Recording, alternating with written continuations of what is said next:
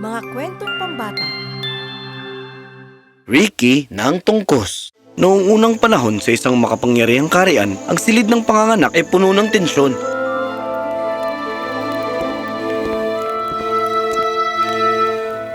Ilang oras nang nakalipas. Bakit napakatagal? Ginoo, hinihiling ko po na maghintay po kayo. Kailangan po ito ng maraming oras. Isang batang lalaki, kamahalan! Isang katahimikan ang bumalot sa silid. Ang puso ng hari ay lumbog. Oh nako! Ang sanggol ay nakabalot sa pinakamagandang seda. Walang taglay na inaasahang kagandahang royal. Ang kanyang mga tampok ay hindi karaniwan upang ilarawan ng magaan. Siya ay perpekto sa ganyang pamantayan. Ngunit bago pa makapagsalita ang sino man ng isa pang salita, Huwag mag-alala mga kamahalan. Bagamat ang iyong anak ay hindi tumutugma sa karaniwang pamantayan ng kagandahan, siya ay magiging labis na matalino. At dahil sa tungkos na ito, ipinagkakaloob ko sa kanya ang kakayahang magbigay ng katalinuhan at karunungan sa taong pinakamamahal niya. katalinuhan, kailangan namin ng prinsipe na makakapanalo ng mga laban, hindi mga palaisipan. Marahil, mahal ko, masigit pa ang buhay kesa sa itsura. Maari itong isang magandang regalo. Para sa'yo, mahal ko, kahit ano, tatawagin natin siyang Ricky. At dahil sa kanyang natatanging estilo ng buho, Ricky ng Tungkos. Siya ay perpekto, ang ating munting Ricky. At dito nagsimula ang kwento ni Prinsipe, Ricky ng Tungkos. Pero sandali, sa kalapit na kaharian ng Fiore, isang mahalagang pangyayaring nagaganap. Ang Reyna Isa ay manganganak. Handa ng iluwal ang tagapagmana. Frederick, ito'y masakit. Sandali na lang, mahal ko. Kapit lang.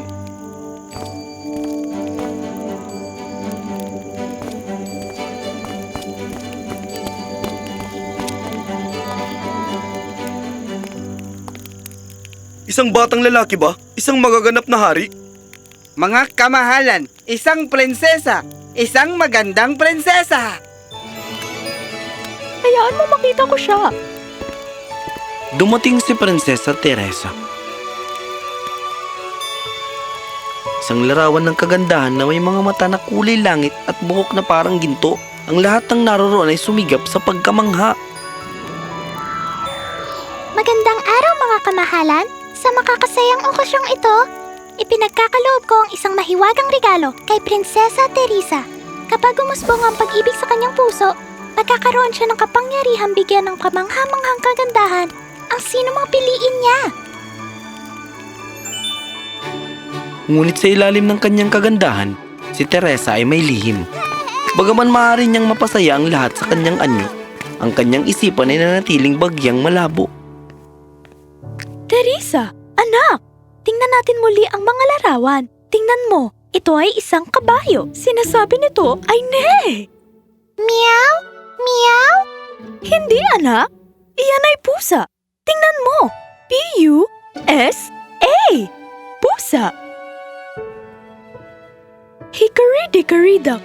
Kaya mo yan, anak ko. Ulitin mo sinasabi ni ina. Ang mga tula at dahilan ay tila nakakalito para sa prinsesa. Nag-alala si Reyna Isa tungkol sa kakulangan ng katalinuhan ni Teresa. Wow! Wow!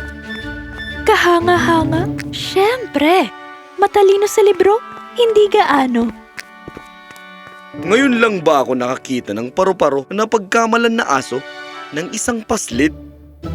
Sinasanay ni Teresa ang kanyang motor skill. Ngunit, ang mga libro, yun ay pagsasanay para sa ibang panahon. Ipaalala muli sa akin kung ano ang binulong ng munting diwata na iyon sa kanyang kapanganakan. Isang bagay tungkol sa pagbibigay ni Teresa ng itsura. Kapangyarihan na magbibigay ng kamanghamanghang kagwapuhan sa piniling tao? Kagwapuhan?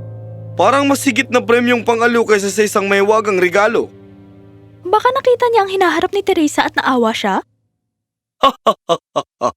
Nakakahiya ka, Isa. Baka naisip ng diwata na hindi kakailanganin ni Teresa ng talino kung mayroon siyang isang mabuting asawa. Oo. Baka ang ibig sabihin ng diwata ay ang pag-ibig ni Teresa ang magpapakita sa isang tao ang kanilang kagandahang loob. Iyan ay isang mas magandang kwentong pambata. Fred, magiging mahirap ang paghahanap ng manliligaw para sa kanya. At lumaki si Prinsesa Teresa. Tulad ng inaasahan, siya ay napakaganda at pumuko ng maraming pansin. Prinsesa Teresa, ikaw ay nagniningning sa lahat ng pagkakataon. Pwede ba kitang isayaw? Sayaw? Tulad ng mga ginagawa ng mga puno sa hangin? Marahil ay magiging mas mabuti ang isang paglalakad sa hardin. Hardin? May umaalok ba ng cake do? On?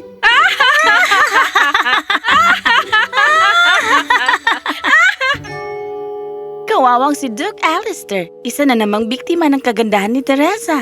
Maganda siya at aaminin ko yon. Ngunit mas mapurol pa kaysa sa isang linggong lumang tinapay. Napakaganda ang kulay na asul, Teresa. Isinuot mo ito upang tumugma sa iyong mga mata, hindi ba? Ang asul ay kulay ng kalungkutan, hindi ba? Tulad ng malungkot na Lunes sa umaga.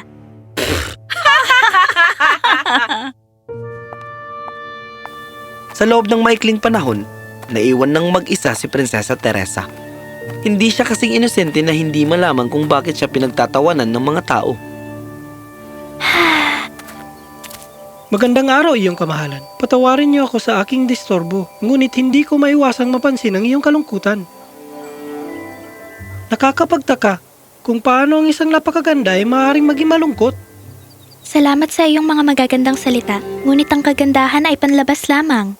Mabigat ang aking puso sa bigat ng aking mga kakulangan. Ako'y naglakbay ng malayo, nahulog sa pang-akit niyong larawan upang makita ka. Bakit ka mukhang nababahala? Ang aking kagandahan ay nagdadala ng paghanga, ngunit ang aking kakulangan sa talino ay nagdala ng kawalang galang. Pakiramdam ko'y ako'y kulang. Ang tunay na kagandahan ay nasa loob, prinsesa. Karunungan ay maaaring pagyamanin, ngunit ang mabuting puso tulad ng iyo ay bihira. Marahil ay maaari kitang tulungan makita iyon. Paano mo ako matutulungan? Tayo'y maglakad at mag-usap. Prinsesa Teresa, meron akong kapangyarihan magbigay ng kamanghamanghang karunungan sa taong aking minamahal. Pinipili kita. Ang kondisyon ay kailangan mong pumayag na pakasalan ako. Naintindihan ko na maraming bagay ang kailangan intindihin. Bibigyan kita ng 1 taon upang magdesisyon. Walang masabi si Teresa. Bagamang kulang sa talino, siya ay hinahatak ng kanyang malalim na pagnanasa para sa karunungan.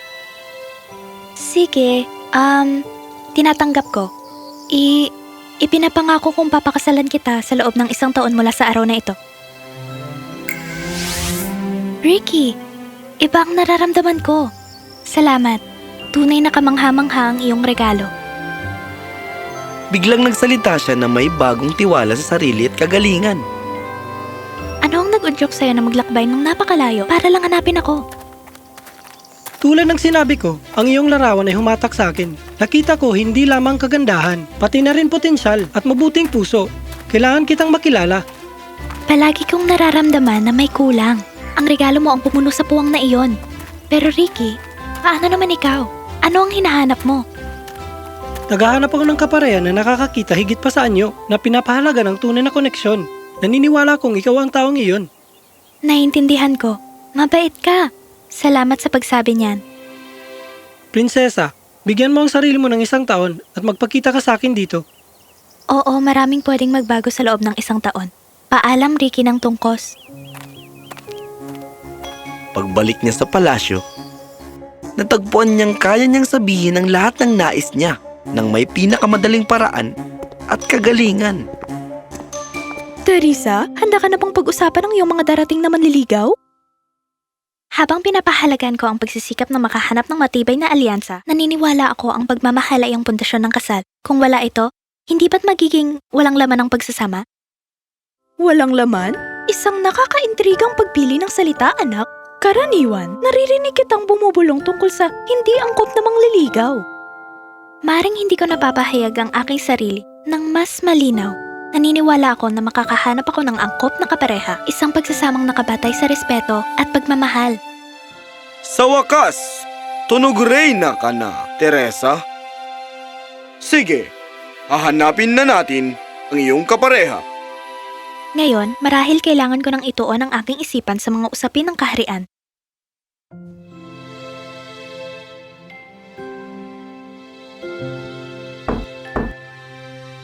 Pasok! Ama, may dala akong solusyon sa isyu ng buwis na nagpapahirap sa magsasaka sa hilaga ng Fiore. Sige, ilahad mo ito. Si Prinsesa Teresa ay naglahad ng isang malinaw at maayos na plano na naglalarawan ng mga pagbawas ng buwis at pagpapabuti ng infrastruktura. Nakinig ng mabuti si Haring Fred, umanga sa kanyang lohika at pananaw. Si Prinsesa Teresa ay nagsuperbisa sa pagtayo ng bagong aklatan, isang proyektong kanyang isinulong kasama ang hari. Sino siya? Siya si Prinsesa Teresa! Maniniwala ka ba? Talaga namang kapaki-pakinabang na siya ngayon! Kapaki-pakinabang, mga mahal kong binibini, mas gusto kong gamitin ang salitang may kapangyarihan at marahil makikita nyo rin, mas kaya nyo kaysa sa iniisip nyo. Sa paglipas ng taon, nawala ng mahiyain at naiilang na prinsesa. Sa halip, tumayo ang isang babae na humihingi ng respeto sa pamamagitan ng kanyang talino at karunungan. Nagmumungkahi ng mga makabuluhang ideya sa hari at nagkakaroon pa ng kasiyahan. Pagkalipas ng linggong iyon, ang korte ay punong-puno ng kasiyahan. Maaari bang makisayaw sa iyo, inyong kamahalan? Sa kondisyon na makakasagot ka sa isang bugtong. Isang bugtong? Sige, iyong kamahalan. Naglalakbay ako sa buong mundo pero nananatili sa iisang lugar. Ako ay tagapag-ingat ng mga lihim ngunit madalas na bukas. Ano ako? Ito ba ay susi, iyong kamahalan? Malapit na pero hindi pa rin. Ang sagot ay isang libro. Isang matalinong bugtong nga. Sa palagay ko, nawala ng pagkakataon ko. Hindi naman, humahanga ako sa pagsisikap mo. Tara, sayaw tayo. Ang mga maharlikang piging na may mga kwalipikadong binata ay naging regular na bahagi ng kaharian ng Fiore. Isa na namang manliligaw ang natanggihan, iyong kamahalan. Hindi siya ganap na para pakasalan. Marami pang darating, pero marahil isang pagbabagong diskarte. Pagbabago? Ibig mong sabihin maging mapagkumbaba ako? Siguro ay medyo mas marangal, mas kaunting pagsabog ng emosyon. Pagsabog ng emosyon? Ina, hindi naman ako isang bulkan. Siguro naman. Ano ang iniisip mo, mahal? Kailangan kong maglakad para ayusin ang aking isip. Naglakad si Prinsesa Teresa na malilim ang iniisip papasok sa makapal na kagubatan. Ano kaya iyon?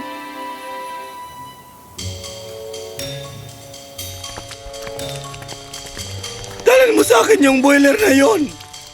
Maglagay ka ng kahoy sa apoy na yon!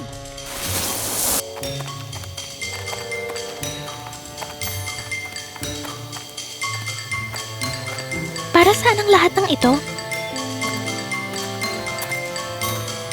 Ang detalyadong menu na iyon ay para sa ating kasal na nakatakda bukas. Habang umiikot ang prinsesa, biglang nakita niya si Prinsipe Ricky na mukhang elegante sa kanyang pangkasal na kasuotan.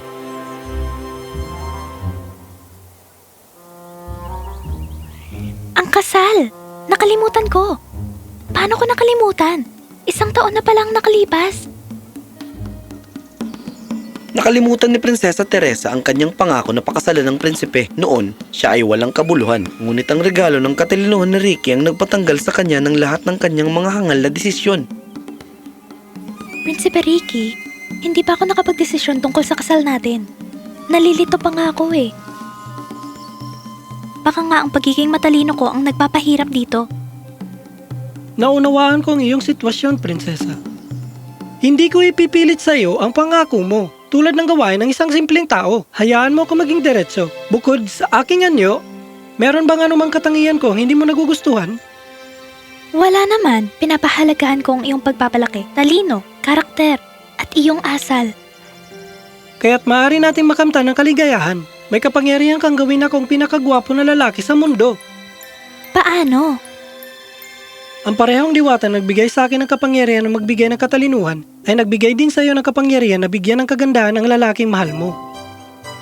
Kung totoo yon, buong puso kong hinahangaan na ikaw ang maging pinakamasining at pinakagwapong prinsipe sa buong mundo. Ricky, Teresa, prinsesa ko, ang iyong taus-pusong pagmamahal na nagbigay sa akin ng tunay na pagkatao ko. gayon din. Aking tapat, mapagkumbaba at gwapong prinsipe. Pinaniniwalaan na ang pagbabago ay hindi dahil sa mahika ng diwata, kundi sa kapangyarihan ng tunay na pag-ibig at sila'y namuhay ng masaya magpakailanman.